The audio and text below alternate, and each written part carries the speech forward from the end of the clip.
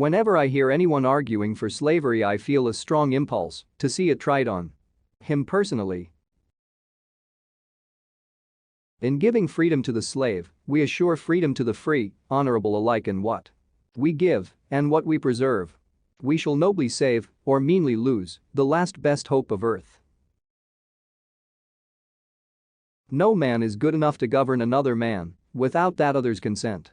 I say this is the leading principle, the sheet anchor of American republicanism. You think slavery is right and should be extended, while we think slavery is wrong and ought to be restricted.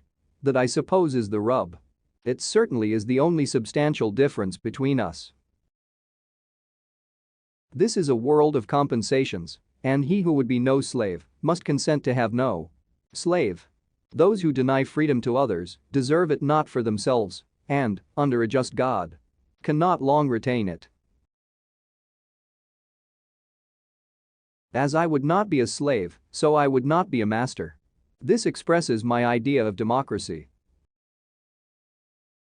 I leave you, hoping that the lamp of liberty will burn in your bosoms until there shall no longer be a doubt that all men are created free and equal.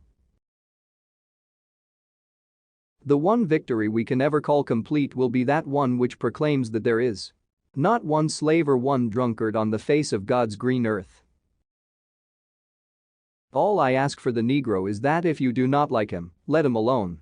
If God gave him but little, that little let him enjoy. Let us remember that all American citizens are brothers of a common country and should dwell together in the bonds of fraternal feeling. If slavery is not wrong, nothing is wrong. I want it said of me by those who knew me best that I always plucked a thistle and planted a flower where I thought a flower would grow. Nearly all men can stand adversity, but if you want to test a man's character, give him power. Tact, the ability to describe others as they see themselves. Be with a leader when he is right, stay with him when he is still right, but leave him when he is wrong. You can tell the greatness of a man by what makes him angry. You cannot help people permanently by doing for them what they could and should do for themselves. You cannot escape the responsibility of tomorrow by evading it today. I don't like that man. I must get to know him better.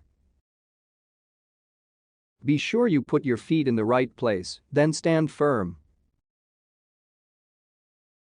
When I'm getting ready to reason with a man, I spend 1/3 of my time thinking about myself and what I am going to say, and 2/3 thinking about him and what he is going